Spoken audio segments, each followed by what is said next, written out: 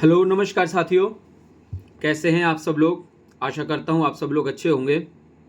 आज काफ़ी लंबे समय के बाद आप लोगों से बात हो रही है। अब चूंकि काफ़ी व्यस्तता है, मेरा भी एग्ज़ाम है तो उसमें थोड़ा बिज़ी हूं और जॉब भी है, तो सारी चीज़ों के बीच में मैनेज करना पड़ता है। तो बहुत सारे हमारे साथी जिनका पीसीएस का मेंस एग्ज़ाम भी है, समीक्षा अधिकारी का भी प्रीलिम्स है उसके बाद, और बहुत से लोग ऐसे भी हैं जिनका केवल प्रीलिम्स ही है समीक्षा अधिकारी का। तो अभी देखिए, समीक्षा अधिकारी के एग्ज़ाम में जो समय बचा हुआ है, तो अगर हम आज से देखें तो लगभग 2.5 महीने के आसपास अभी आपके पास में समय है। तो अभी भी इतना समय है कि आप अपनी तैयारी को अच्छी तरह से कर सकते हैं, अपनी तैयारी को धार दे सकते हैं।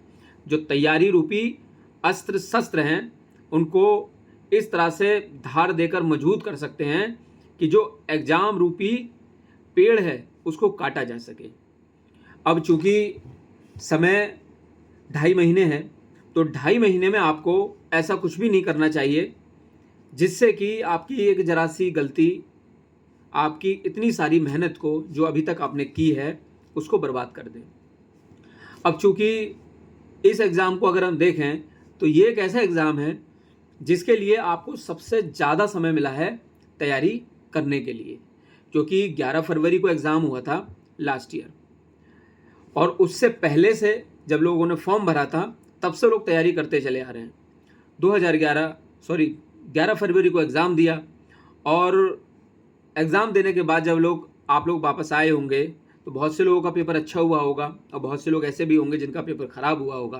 तो आपने जो पेपर आपका ख़राब हुआ उसके आधार पर आकलन किया होगा कि कहाँ पर हमारी कमियाँ रहीं। तो उन कमियों को सुधारने के लिए फिर से आपको 1.5 साल मिल गया, जो कि पर्याप्त से भी ज़्यादा समय होता है। बहुत ज़्यादा समय मिला आप लोगों को तैयारी करने के लिए। अब चूंकि 2.5 महीने हैं, तो ये 2.5 महीने का हम सदुपयोग कैसे करें कि हमने जो 1.5 साल अभी तक तैयारी की है वो उन तैयारी का हमें जो परिणाम है वो सकारात्मक मिले, पीडीएफ में हमारा रोल नंबर मुख्य परीक्षा के लिए मिले।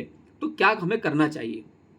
तो कुछ जो जरूरी चीज़ें हैं जो आपको करनी ही हैं हर हाल में, जिनको स्किप बिल्कुल भी नहीं करना है, आज उस पर थोड़ी चर्चा कर लेते हैं। ठीक है, तो सबसे पहले देखिए हम बात करेंगे सामान्य हिंदी की। सामान्य हिंदी बहुत ही महत्वपूर्ण पोर्शन होता है समीक्षा अधिकारी की परीक्षा के लिए। अधिकतर अभ्यर्थी करते क्या हैं, सामान्य अध्ययन पर ज़्यादा ध्यान देते हैं और सामान्य हिंदी पर कम ध्यान देते हैं। उनको लगता है कि सामान्य हिंदी बहुत आसान है, इसको बाद में कर लेंगे, लेकिन ऐसा नहीं होता है।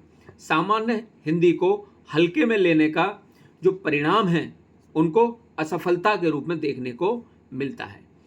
सामान्य हिंदी चूंकि बहुत ही कम सिलेबस है, केवल 6 टॉपिक हैं। देखा जाए तो वो देखने में 6 टॉपिक लगते हैं, लेकिन वो 6 टॉपिक नहीं है।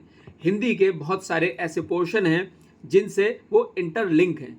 जब तक आप उन पोर्शन को नहीं पढ़ेंगे ये 6 पोर्शन आपको अच्छे से समझ में नहीं आएंगे। फॉर एग्जाम्पल, अगर आप विशेष विशेषण पढ़ रहे हैं तो विशेष विशेषण को पढ़ने के लिए आपको संज्ञा भी पढ़नी पड़ेगी, सर्वनाम भी पढ़ना पड़ेगा और आपको क्रिया भी पढ़नी पड़ेगी। अगर क्वेश्चन पूछ लिया जाता है कि निम्नलिखित में से कौन सा क्रिया विशेषण है, तो जब आपने क्रिया ही नहीं पढ़ी होगी तो आप क्रिया विशेषण कैसे बताएंगे। निम्नलिखित में से कौन सा सार्वनामिक विशेषण है, तो जब आपने सर्वनाम ही नहीं पढ़ा होगा तो आप सार्वनामिक विशेषण को कैसे बता पाएंगे, है ना। तो ये सारी चीजें हैं। चूंकि मैंने पहले भी कई बार बताया है कि इन 6 टॉपिक के अलावा क्या क्या आपको पढ़ना चाहिए, तो आप इसी चैनल पर देख सकते हैं। हिंदी के लिए जो मैंने स्पेशल चीज़ें बताई हैं कैसे कैसे पढ़ें, हिंदी के लिए स्पेसिफिक वीडियो बनाया गया है। अब हम इन बचे हुए समय में क्या करें इस पर हम बात करेंगे। अब देखिए, हिंदी के लिए जो एक बुक बताई गई थी बहुत ज़्यादा इम्पोर्टेंट, कि आपको कोई भी एक ऑथेंटिक बुक तो पढ़नी ही है, वो हरदेव बहारी, वासुदेव नंदन, या फिर आप दोनों बुक को पढ़ें, क्योंकि हरदेव बहारी में कुछ चीज़ें अच्छी हैं तो कुछ चीज़ें वासुदेव नंदन में अच्छी हैं। जैसे कि शुद्ध अशुद्ध के जो नियम हैं वो वासुदेव नंदन बुक में बहुत अच्छे दिए हुए हैं। बाकी सारी चीज़ें हरदेव बहारी में अच्छी दी हुई हैं, ठीक है। दूसरी चीज़, पिछले सालों में जितने भी प्रश्न पूछे गए हैं समीक्षा अधिकारी से संबंधित, वो सारे प्रश्न आपके टिप पर होने चाहिए। अगर प्रश्न रिपीटेड होता है तो आप देख कर ही उसको कर लें। अधिकतर प्रश्न रिपीटेड ही होते हैं। आपने देखा भी होगा 2023 में जो एग्ज़ाम हुआ 11 फरवरी को, तो सॉरी 24 में जो हुआ था, तो 11 फरवरी को जो एग्ज़ाम हुआ था उसमें भी बहुत सारे प्रश्न रिपीटेड थे। केवल प्रश्नों को बदलकर थोड़ा पूछ लिया जाता है, जिससे कि थोड़ी कन्फ्यूजन की स्थिति पैदा हो जाती है। लेकिन अगर आपका कॉन्सेप्ट क्लियर होगा, आपने चीज़ों को अच्छे से समझा होगा, तो आप उन प्रश्नों को अच्छी तरह से कर पाएंगे। अब चूंकि अभी भी समय है, तो आप घटना चक्र पूर्व अवलोकन में जो प्रश्न दिए हुए हैं उनको बहुत अच्छे से पढ़ लें। नीचे जो एक्सप्लेनेशन दिया होता है उसके साथ में एक्सप्लेनेशन में वो 3 ऑप्शन भी दिए होते हैं जो कि किसी प्रश्न का आंसर नहीं थे, क्योंकि किसी प्रश्न का कोई एक ही ऑप्शन आंसर होगा। अब जो 3 बचे वो बाकी आंसर क्यों नहीं हैं, ये भी सारी चीज़ें घटना चक्र में दी हुई होती हैं। ये सारी चीज़ें आपको आदित्य पब्लिकेशन या बाकी बुक में नहीं मिलती हैं। आदित्य पब्लिकेशन में आपने देखा होगा कि प्रश्न दिया होगा, 4 विकल्प और उसका कौन सा आंसर है केवल वो लिखा है बी, सी। अब मान लीजिए प्रिंट करते हुए गलती से बी टाइप हो गया, आंसर था सी। अब चूंकि एक्सप्लेनेशन दिया नहीं है तो आप बी ही रट लेंगे। एक्सप्लेनेशन दिया होगा और अगर गलती से बी टाइप हो गया और आंसर होना चाहिए सी, तो एक्सप्लेनेशन पढ़ के हमको समझ में आ जाएगा कि गलत टाइप हुआ था। समझ सकते हैं चीज़ों को, ठीक है। तो एक्सप्लेनेशन को आपको अच्छे से जरूर पढ़ना है, पहली चीज़। दूसरी चीज़, हिंदी को लिख लिख के ही पढ़ना है, रटे ना उसको, केवल ऐसे लिख लिख के पढ़ें। लिखने से क्या होगा कि आपको वर्तनी बहुत अच्छे से याद हो जाएंगी, समझ में आ जाएंगी। दिमाग के साथ आपके हाथों को भी वर्तनी याद हो जाएंगी। कई बार प्रश्न ऐसे आते हैं कि जिन प्रश्नों को आप बिना प्रश्न पढ़े हल कर सकते हैं। कैसे? कुछ प्रश्न आए हुए थे, मैं देख रहा था अभी, जैसे कि 4 ऑप्शन दिए हुए हैं, ठीक। तो चारों ऑप्शन लगभग सेम है, केवल वर्तनी की थोड़ी सी गलती है चारों ऑप्शन में, ठीक है। अगर आप प्रश्न नहीं पढ़ेंगे, केवल ऑप्शन ही देख लें, तो जिसकी वर्तनी शुद्ध है वही आंसर हुआ, क्वेश्चन ही पढ़ने की जरूरत नहीं पड़ी, ठीक है। लेकिन अगर अलग अलग ऑप्शन है, तो जैसे कि आपने प्रश्न पढ़ लिया, ठीक है, तो प्रश्न पढ़ने के बाद बहुत कई बार ऐसा होता है कि एक ही जैसे विकल्प दिए गए हैं, केवल वर्तनी में अशुद्धि है, और आपको पता होने के बाद भी आप गलत कराएंगे। क्यों? क्योंकि आपने वर्तनी पर प्रैक्टिस नहीं की, लिख लिख के याद उसको नहीं किया। तो आपको लिख लिख के प्रैक्टिस करनी है। 5 बार लिखिए, 10 बार लिखिए, 15 बार लिखिए, जब तक आप उसको अच्छे से ना पढ़ लें, ना समझ जाए, उसको प्रैक्टिस करिए। दूसरी चीज, जितने भी टफ शब्द हैं जिनका अर्थ आपको नहीं पता है, आपको लग रहा है कि ये कहां से आ गए, उनको गूगल पे चेक करके उनका अर्थ जानिए। अर्थ जानते रहेंगे आप तो क्वेश्चन को वहां पर कराएंगे, ठीक है। क्योंकि जरूरी नहीं है जो आपने पढ़ा है वही शब्द एग्जाम में आए, हो सकता है उसका पर्यायवाची या उससे मिलता जुलता दूसरा शब्द आ जाए। अब चूंकि आपको अर्थ ही नहीं पता होगा तो आप वहां पर उसको कैसे करके आएंगे? तो अभी भी समय है, आप गूगल पे जरूर करिए, चेक करिए उसको, ठीक है। तो देखिए, किताबें सबके पास में हैं। जो फेल होंगे वो भी वही किताबें पढ़ रहे हैं, जो पास होंगे वो भी वही किताबें पढ़ रहे हैं। लेकिन पास होने वाले और टॉप करने वाले कुछ विशेष चीज़ें करते हैं, कुछ विशेष मेहनत वो करते ही हैं। और विशेष मेहनत क्या है? यही कि आप लिखकर प्रैक्टिस कर लें, वर्तनी को अच्छे से समझ लें और कठिन शब्दों का अर्थ आप जान लें, ठीक है। बस हिंदी में आपको यही करना है, जितना आपने अभी तक पढ़ा है उसी को बार बार रिवाइज करें, कुछ भी नया ना पढ़ें। नया पढ़ने की आवश्यकता नहीं है, विशेषज्ञ बनने की आवश्यकता नहीं है, ठीक है। ये तो रही हिंदी की बात। अब हम बात करते हैं जीएस की। तो जीएस में पहले बात कर लेते हैं करंट अफेयर्स की, क्योंकि करंट अफेयर्स में अब 18 से 20 शायद क्वेश्चन या 22-25 क्वेश्चन इसमें आते हैं। तो उसके लिए हमें क्या करना है? मार्केट में घटनासार मैगजीन आई हुई है, ठीक है, उसको आप ले लें और अच्छे से उसको पढ़ लें। अप्रैल तक का उसमें करंट अफेयर्स दिया है। अब बहुत से लोगों के प्रश्न मन में ये डाउट होगा कि कब तक का करंट अफेयर्स पढ़ा जाए। एग्जाम से 8 से 9 महीने पुराना करंट अफेयर्स आपको पढ़ना चाहिए।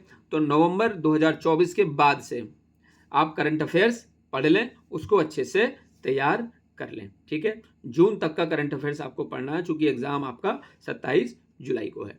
तो करंट अफेयर्स को बहुत अच्छे से पढ़ लें। बहुत से लोग जो पिछले समय से क्रॉनिकल मैगजीन भी पढ़ते आ रहे होंगे मंथली वाली, तो उसको भी अपना रिवाइज कर लें और घटनासार को अच्छे से पढ़ लें। यहाँ से आपका करंट अफेयर्स वाला पोर्शन हो जाएगा।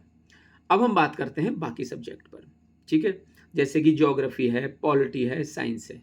तो आपको एक चीज़ करनी है, क्योंकि अब इतना समय पढ़ते हुए हो गया है, तो कोई ऐसा तो नहीं होगा कि कोई ये कहे कि हम अब ज्योग्राफी के लिए क्या पढ़ें, हिस्ट्री के लिए क्या पढ़ें, है ना, क्योंकि एग्ज़ाम होने ही वाला है और पिछले 1.5 साल से एग्ज़ाम को आपको दूसरी पारी मिली है एग्ज़ाम में तैयारी करने के लिए। उससे पहले भी एग्ज़ाम हुआ था, तो आपने जो चीज़ें अभी तक पढ़ी हैं उनको आप अच्छे से रिवाइज करें, ठीक है। जो भी आपके पास में नोट्स हैं उनको अच्छे से पढ़ें।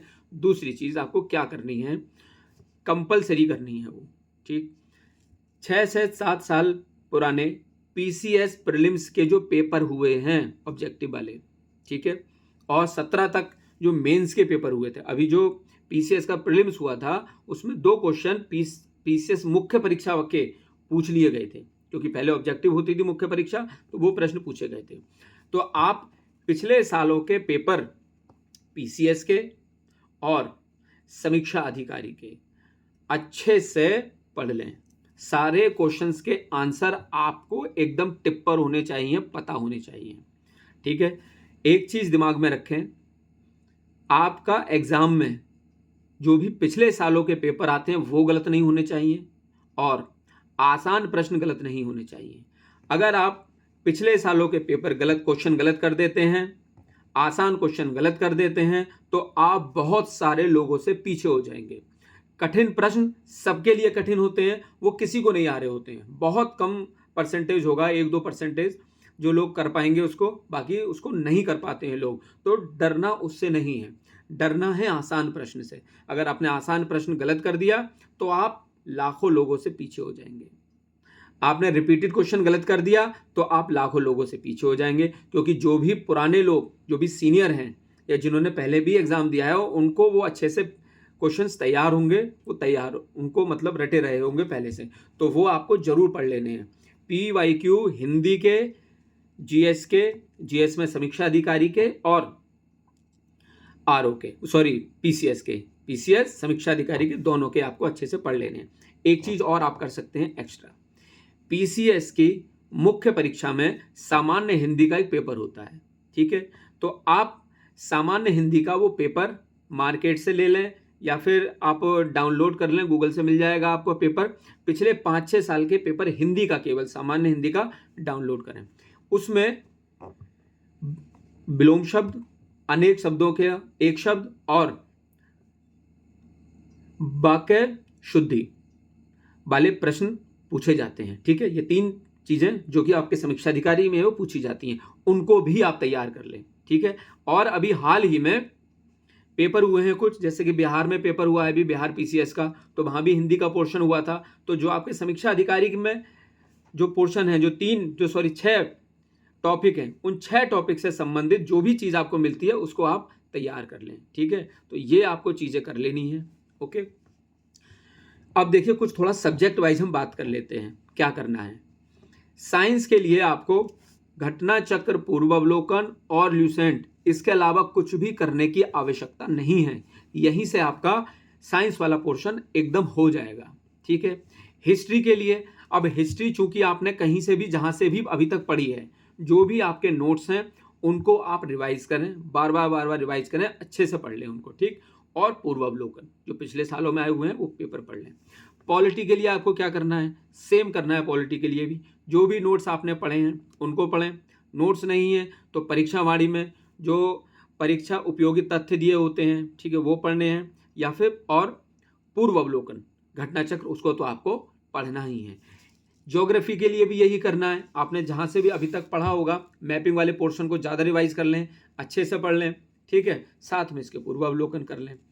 जनगणना वाला पोर्शन आप कर लें, एग्रीकल्चर वाला पोर्शन कर लें, ठीक है, और यूपी स्पेशल वाला पोर्शन परीक्षा वाणी से आप पढ़ ही रहे होंगे, क्योंकि मैं पहले भी बता चुका हूँ, तो यहाँ से आप अच्छे से पढ़ें। कुछ चीज़ें आप ये ध्यान रखें कि आप नई चीज़ों को अब ना पढ़ें, जितना भी आपने पढ़ा है अभी तक उनको बार बार रिवाइज करें। अब हम बात करते हैं टेस्ट सीरीज की। कि टेस्ट सीरीज़ के लिए क्या करना चाहिए। बहुत से लोग कमेंट करते रहते हैं कि सर कौन सी टेस्ट सीरीज़ खरीदें। टेस्ट सीरीज़ देखिए सारी सही है, कोई भी ख़राब टेस्ट सीरीज़ नहीं होती है। टेस्ट सीरीज़ को हम इसलिए करते हैं कि हम अपना टाइम को मैनेज कर पाएँ। यहाँ पर आपको टेस्ट सीरीज़ करते वक्त कुछ चीज़ें ध्यान में रखनी है। आप टेस्ट सीरीज़ को उसी वातावरण में करें, वैसा ही माहौल बनाएं जैसा माहौल एग्जाम में होता है। जैसा प्रेशर आपके एग्जाम में रहता है वैसा ही प्रेशर आप क्रिएट करें। ये करना कैसे है आपको, अब जैसे कि 2 घंटे का एग्जाम है, ठीक है, क्योंकि अब तो शायद होगा 3 घंटे का एग्जाम होगा, क्योंकि हिंदी का और जीएस का पेपर साथ में होगा। तो आप उतना टाइमर लगा लें मोबाइल में, और टाइमर लगाने के बाद OMR शीट ले लें, एक मार्केट में मिलती हैं, और उस OMR शीट से आप अपना प्रॉपर कोई भी एक रोल नंबर अपने हिसाब से रख लें, या आपको पिछली बार जो एडमिट कार्ड मिले थे वो रोल नंबर OMR शीट में भरें, ठीक है, पेपर कोड भरें, सारी चीज़ें उसी तरह से भरें जैसा एग्जाम में होता है, क्योंकि वो भी आपका समय एग्जाम में लगता है, तो उस समय को यहाँ पे भी लगाएं, ठीक है। अब क्वेश्चन पेपर को अभी आप एक्सपेरिमेंट के तौर पे करें। एक्सपेरिमेंट में क्या करना है, जैसे कि आपने जितने भी क्वेश्चन आपको आ रहे हैं, ठीक है, वो आप करें। दूसरी चीज़, जो क्वेश्चन आपको नहीं आ रहे हैं वहाँ पर आप तुक्का लगा दें, तुक्का लगा के करने की प्रैक्टिस करें। जिस भी कॉमन सेंस से आप तुक्का लगा रहे हैं, जो भी स्ट्रेटेजी आप अपना रहे हैं, ठीक है, उसको ध्यान में रखिए। अब पेपर को मैच करिए, आंसर की से मिलाइए कि आपने जो तुक्का मिलाया था, जो कॉमन सेंस लगाया था, जो स्ट्रेटेजी लगाई थी, कि वो सही बैठ रही है नहीं बैठ रही है। आपके क्वेश्चन ज़्यादा गलत हो रहे हैं या कम गलत हो रहे हैं, ठीक है। तो जो भी स्ट्रेटेजी आपकी यहाँ पर फिट बैठती है, उस स्ट्रेटेजी को आप एग्जाम में अप्लाई कर सकते हैं, उस परिस्थिति में जब आपको लगे कि आपके क्वेश्चन बहुत ही कम सही हुए हैं और आपकी संभावना अब एग्जाम क्वालिफाई करने की नहीं है, तो उस परिस्थिति में आप वो सारी चीजें कर सकते हैं, ठीक है। दूसरी चीज क्या है, पेपर को सॉल्व करना कैसे चाहिए, है ना। तो देखिए, मैं जो करता हूं, सबकी तो खैर अलग अलग स्ट्रेटेजी होती है, जो मैं स्ट्रेटेजी अपनाता हूं मैं आपको बताना चाहूंगा, आप चाहें तो उसको फॉलो कर सकते हैं। क्वेश्चन पेपर मिला, ठीक, तो क्वेश्चन पेपर को आप एक साइड से पढ़ते चले जाइए। आपको लगा पहला प्रश्न पढ़ा, आपको लगता है ये आ रहा है, तो उसका जो भी आंसर आपको पता है बी है, तो बी पे टिक कर दिया, ठीक है, पेन से टिक कर दिया। दूसरा क्वेश्चन आपको लगा बहुत टफ है, छोड़ दो उसको, पढ़ो मत। आसान क्वेश्चन जो भी आपको जितने आ रहे हैं, जो आ रहे हैं, आप उसको टिक करते चले जाएं, और ये आपको करना है शुरू से लेके लास्ट तक, ठीक है, पहले राउंड में। इसमें आपको जो क्वेश्चन पहली नज़र में आपको आ रहे हैं उनको टिक करते हुए चले जाएं, जो टफ क्वेश्चन आ रहे हैं उन पर रुकना नहीं है, समय अपना नहीं लगाना है, बिल्कुल भी उसके बारे में नहीं सोचना है। जब आप पहला राउंड आपका हो जाए, ठीक है, तो आपने जितने भी क्वेश्चन टिक किए थे, अब उनको सबसे पहले OMR में भर लें, ठीक है। OMR में भरने के बाद आपका स्कोर 50 से 60 के आसपास हो सकता है पहुंच जाए, ठीक है। अब आपको क्या करना है, अब आप क्वेश्चन पढ़ते चलें। जैसे कि आपने क्वेश्चन पढ़ा, आपको लगा इसका आंसर बी हो सकता है, ठीक है, पढ़ा और भर दिया उसको गोला एकदम।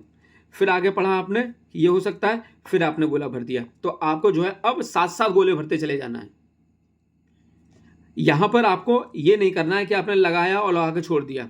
अगर आप दूसरे राउंड में ये करेंगे तो उससे होगा क्या, आपने OMR में पहले से कुछ गोले भर रखे हैं, ठीक है, तो आप कंफ्यूज हो जाएंगे कि कौन सा क्वेश्चन छूटा है, कौन सा क्वेश्चन मेरा रह गया है।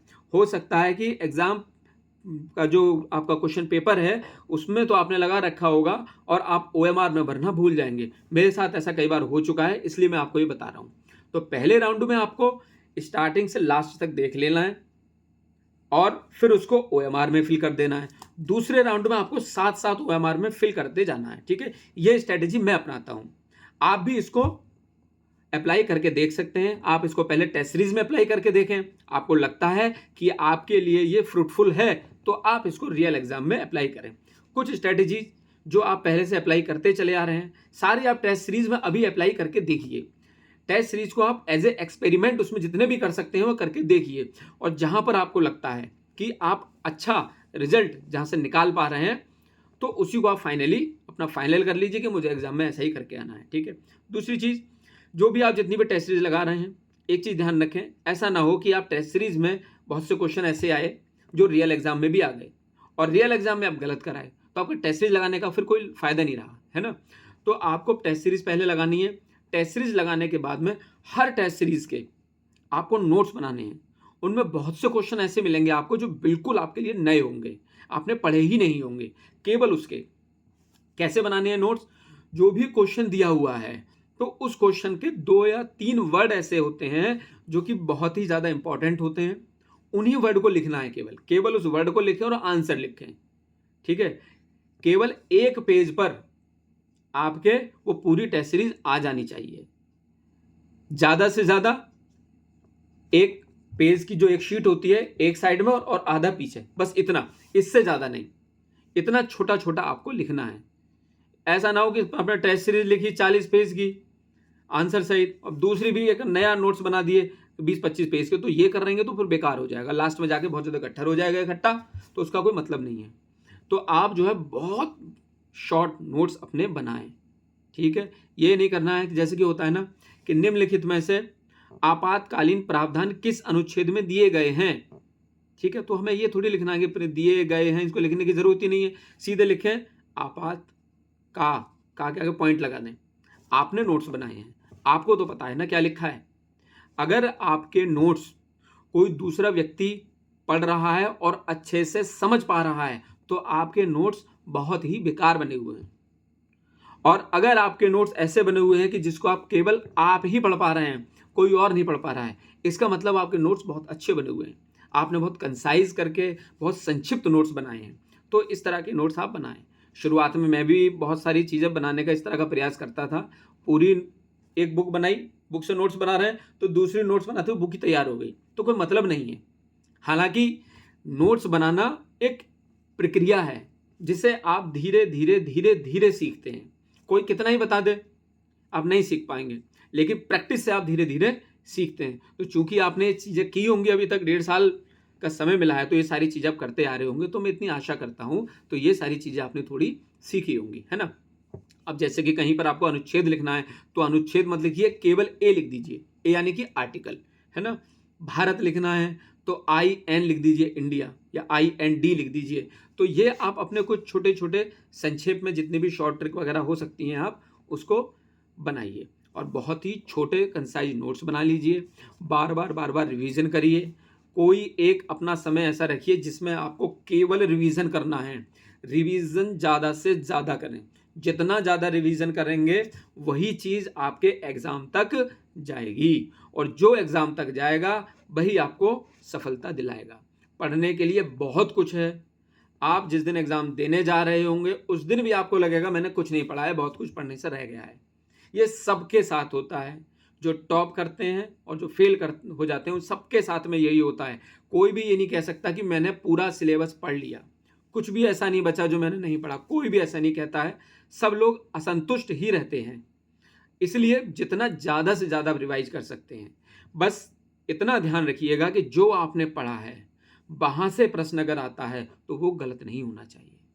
अगर वो गलत हो गया तो आपकी सारी मेहनत बेकार है। इसका सीधा सा ये मतलब था कि आपने रिवीजन नहीं किया था, ठीक है। तो बस ये थोड़ी कुछ बातें थी, मैंने सोचा कि आज आप लोगों से बात कर लेता हूँ, बता दूँ। क्योंकि मेरा भी अभी एग्ज़ाम है तो बहुत कम समय मिल पाता है, जॉब भी है, एग्ज़ाम भी है, तो सारी चीज़ों के बीच में मैनेज करना बड़ा मुश्किल हो जाता है ना। तो इसलिए मैं जो है वीडियोस नहीं बना पा रहा था। तो थोड़ा आज समय मिला तो सोचा आप लोगों से कुछ बातें मैं शेयर करूं। तो आप लोग इसको फॉलो कर सकते हैं जो भी मैंने बताया। किसी और व्यक्ति के पास में अगर आपके पास में इससे भी अच्छी स्ट्रेटेजी हो तो आप उसको फॉलो करिए। मैं ये नहीं कहता हूं कि जो मैं बता रहा हूं वही रामबाण है, लेकिन हाँ आपके लिए सहायक हो सकता है, क्योंकि ये चीज़ें मैंने खुद अपनी लाइफ में की हैं, इसलिए मैं आपको बताने का प्रयास करता हूँ। बाकी आप लोग भी मुझसे ज़्यादा समझदार हैं, चीज़ें जानते हैं सब, कैसे पढ़ना है कैसे नहीं पढ़ना है। हर व्यक्ति की स्ट्रेटेजी अपनी अलग होती है, हर व्यक्ति का अपना IQ लेवल अलग होता है, हर व्यक्ति का अपना समझने का तरीका अलग होता है। तो वो आप अपने अनुसार उसको बदल सकते हैं, अप्लाई कर सकते हैं, ठीक है। तो मिलते हैं बहुत जल्दी नेक्स्ट वीडियो में, तब तक के लिए पढ़ते रहिए। ऑल द बेस्ट, जय हिंद।